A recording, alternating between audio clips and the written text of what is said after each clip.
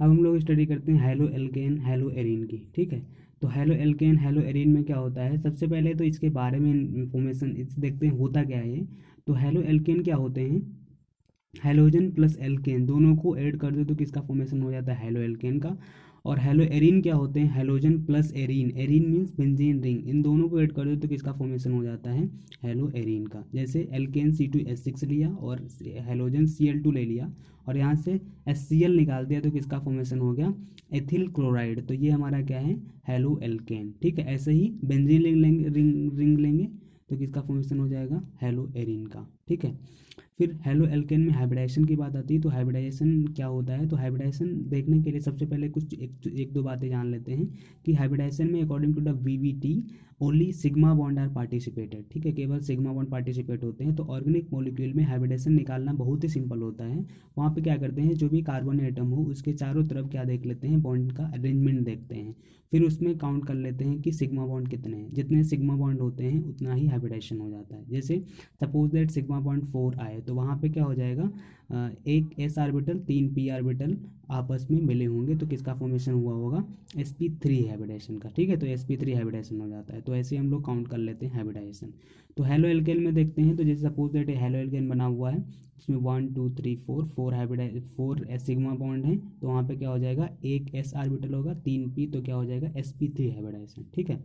Then hello arene में क्या होता है, यहाँ पे एक डबल बॉन्ड आ जाता है तो उसकी वजह से एक सिग्मा बॉन्ड कम हो जाता है, तो उसकी वजह से कितने बॉन्ड होते हैं, 3 में क्या हो जाएगा, sp2 हाइब्रिडाइजेशन। फिर दोनों के सेप जहाँ पे आ गया तो इसकी ज्योमेट्री के बारे में भी एक दो चीज़ें देख लेते हैं।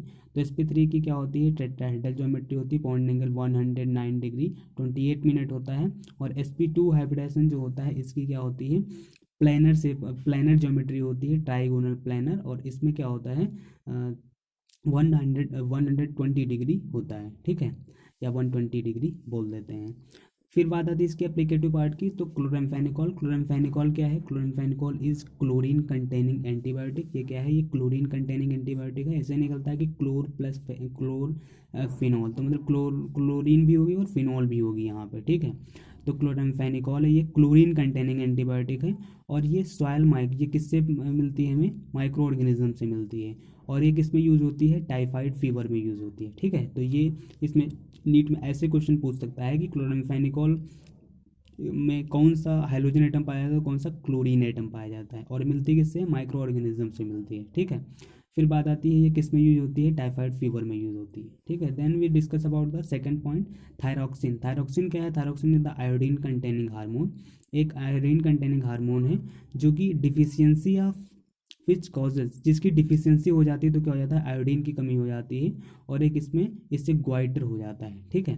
फिर इसके बाद पढ़ते हैं क्लोरोक्विन। क्लोरोक्विन क्या है, ये भी एक मलेरियल मेडिसिन है, तो इसका यूज़ किस में किया जाता है, मलेरिया की दवा में, ठीक है। फिर halothane is use the treatment of anaesthetic surgery, ठीक है। तो ड्यूरिंग सर्जरी, सर्जरी के दौरान हेलोथेन का यूज़ किया जाता है एनेस्थेटिक एक्टिविटी करने के लिए, ठीक है। फिर इसके बाद क्या है, फ्लोरिनेटेड कंपाउंड, जितने भी फ्लोरिनेटेड कंपाउंड हैं are being considered as potential blood substituent, surgery में इनका यूज़ किया जाता है। फिर हेलोथेन का जनरल फार्मूला क्या होता है, CnH2n+1x, ठीक है, एक्स हाइड्रोजन एटम है, Cn क्या है हमारा नंबर ऑफ कार्बन एटम है, और H2n का मतलब ये हुआ कि हाइड्रोजन की संख्या, हाइड्रोजन का नंबर कितना होगा, जितने कार्बन एटम होंगे उनका डबल होगा कितना, हाइड्रोजन, ठीक है, और उसमें एक प्लस कर देंगे तो क्या हो जाएगा, ये जनरल फार्मूला।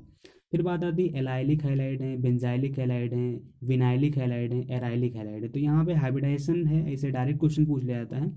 तो एलाइलिक हैलाइड में क्या होता है, इसका मतलब ये हुआ, एलाइलिक एलाइलिक का मतलब ये होता है कि जैसे वहाँ यहाँ पे हाइब्रिडाइजेशन जब निकालते हैं तो हाइब्रिडाइजेशन निकालने का सबसे सिंपल मेथड यही है कि number of sigma bond, single bond जितने हो वो कैलकुलेट कर लो और उसी के बेसिस में हाइब्रिडाइजेशन निकाल सकते हैं। जैसे एलाइलिक हैलाइड में sp3 हाइब्रिडाइजेशन होता है, बेंजाइलिक में sp3 होता है, और विनाइलिक में क्या होता है, sp2 होता है, और एराइल में क्या होता है, sp2, ठीक है। तो ऐसे sp2 दो क्या है, sp3 दो क्या है, sp2, तो ऐसे भी याद कर सकते हैं हम लोग।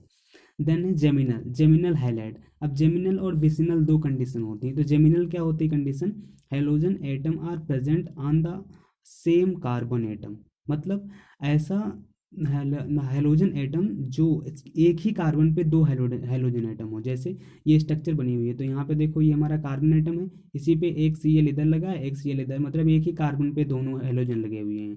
तो ये क्या हो जाएगा, जेमिनल। ठीक है, तो जेमिनल की कंडीशन समझ आ गई। जेमिनल में क्या होता है, एक ही कार्बन पे जितने के जितने हैलोजन हो सब लगे हुए हों, तो इससे किसका फॉर्मेशन होता है, जेमिनल हैलाइड का। ठीक है, फिर इसके बाद में हम लोग देखते हैं जेमिनल के बाद में विसिनल हाइलाइट को। तो विसिनल हाइलाइट क्या होते हैं, विसिनल हाइलाइट में क्या होता है, halogen atom are present on the adjacent, मतलब अलग अलग कार्बन पे। जैसे इसमें देखो क्या है, एक इधर लगा है और एक एडजेसेंट वाले कार्बन पे, इसके एडजेसेंट में ये कार्बन है तो इसके साइड में हैलोजन लगा है, तो ये क्या हो गया हमारा विसिनल हाइलाइट। ठीक है, फिर इसके बाद में देखते हैं एथाइलिडीन क्लोराइड। एथाइलिडीन इनके डायरेक्ट कोई कोई फार्मूले पूछ ले आते हैं। तो इसमें CH3CHCl2 इसका फॉर्मूला होता है, और एथाइलिन क्लोराइड का क्या होता है, CH2Cl और CH2Cl। ठीक है, ये सिंगल बॉन्ड से आपस में कनेक्ट रहते हैं। फिर इसके बाद में बात आती है नेचर ऑफ CX बॉन्ड। अब इसके बारे में देखो थोड़ा डिटेल में पढ़ते चले जा रहे हैं। तो CX बॉन्ड क्या होता है, जो CX बॉन्ड है हमारा, X क्या है, हैलोजन एटम, और हैलोजन की आप लोगों को पता होगा कि इलेक्ट्रोनेगेटिविटी क्या होती है, मैक्सिमम होती है। ठीक है, और कार्बन की electronegativity as compare to halogen क्या होती है, कम होती है।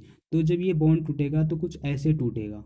ठीक है, जब GOC हम लोग पढ़ेंगे तो उसमें स्टडी करेंगे कि ये बॉन्ड किधर की तरफ टूटेगा, ये बॉन्ड इधर की तरफ टूटेगा। जिसकी इलेक्ट्रोनेगेटिविटी ज़्यादा होगी वो क्या करेगा, इस ये कम, ये ज़्यादा ताकतवर है, ये कम ताकतवर है, तो ये इलेक्ट्रॉन डेंसिटी खींच लेगा कार्बन से, तो इस पर क्या आ जाएगा, निगेटिव चार्ज आ जाएगा। ठीक है, और इस पर क्या आ जाएगा, इस पर पॉजिटिव चार्ज आ जाएगा। ठीक है, तो अब बात आती है जब इस पे नेगेटिव चार्ज आएगा, इस पे पॉजिटिव चार्ज आ जाएगा, तो बात आती है रिजेक्शन की, तो इस पे न्यूक्लियोफाइल अटैक करेगा। ठीक है, पॉजिटिव चार्ज स्पीसीज क्या होती है, इलेक्ट्रोफाइल, और नेगेटिव चार्ज स्पीसीज क्या होती हैं, न्यूक्लियोफाइल। तो हमेशा पॉजिटिव नेगेटिव के बीच में बॉन्डिंग होती है। फिर इसके बाद में क्या है, कार्बन इज पार्सली इलेक्ट्रोपॉजिटिव हो जाएगा, और ऑक्सीजन कैसा हो जाएगा, पार्सली इलेक्ट्रोनेगेटिव हो जाएगा। ठीक है, पार्सली को हम लोग डेल्टा से रिप्रेजेंट करते हैं, डेल्टा का मतलब ये होता है पार्शियल। ठीक है, तो ये इसके CX बॉन्ड के बारे में इंफॉर्मेशन मिल गई। फिर इसके बाद में है carbon hydrogen bond length also increases from CF to CI। अब बात आती है कार्बन हाइड्रोजन, ये देखो डायरेक्ट क्वेश्चन पूछा जा सकता है। Carbon hydrogen bond length are increases CF to CI।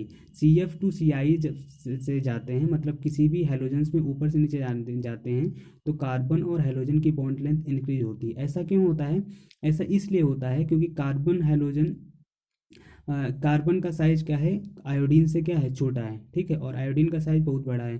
तो यहाँ पे क्या होता है, जब भी इलेक्ट्रॉन डेंसिटी, जब साइज इसका बड़ा है तो अच्छी बॉन्डिंग नहीं होगी। जब अच्छी बॉन्डिंग नहीं होगी तो यहाँ पे क्या हो जाएगा, अच्छी बॉन्डिंग ना होने के कारण यहाँ पे बॉन्ड ऑर्डर क्या हो जाएगा, कम हो जाएगा एज कम्पेयर टू CF। तो यहाँ पे बॉन्ड लेंथ क्या हो जाएगी, इंक्रीज हो जाएगी। ठीक है, फिर we know that from above two, इसमें dipole moment is also decreases. ठीक है, undergoing up to down.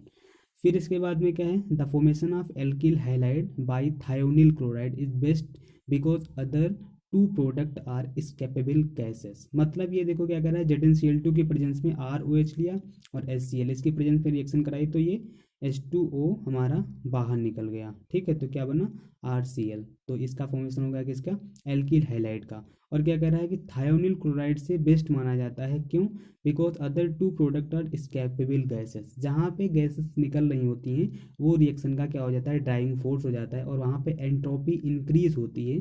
Because you know that about the entropy concept, gases की एंट्रोपी ज़्यादा होती है, वहाँ पर रैंडमनेस ज़्यादा हो जाएगी, मॉलिक्यूल इधर उधर ज़्यादा मूवमेंट करेंगे तो एंट्रोपी ज़्यादा हो जाएगी। तो ये अच्छा माना जाता है किसी भी सिस्टम के लिए कि एंट्रोपी इंक्रीज हो रही है। ठीक है, तो वो अच्छा माना जाएगा। फिर इसके बाद में this process is known as the group process. ये कभी कभी डायरेक्ट नाम पूछ लिया जाता है कि ROH प्लस HCl ZnCl2 की प्रेजेंस में रिएक्शन हो रही है, क्या बनना है, RCl प्लस H2। तो ये कौन सी प्रोसेस है, ये ग्रुप प्रोसेस है। ठीक है, ग्रुप साइंटिस्ट हुए होंगे तो उन्हीं के बेसिस क्या, उन्हीं के बेसिस पे क्या लिख दिया गया, ग्रुप प्रोसेस। फिर इसके बाद आती है एल्कोहल हमारा है ये, और इसकी रेड फास्फोरस प्लस X2 से रिएक्शन कराएगी, तो किसका फॉर्मेशन हो जाएगा, RH का। ठीक है, तो ये डायरेक्ट रिएक्शन पूछ सकता है।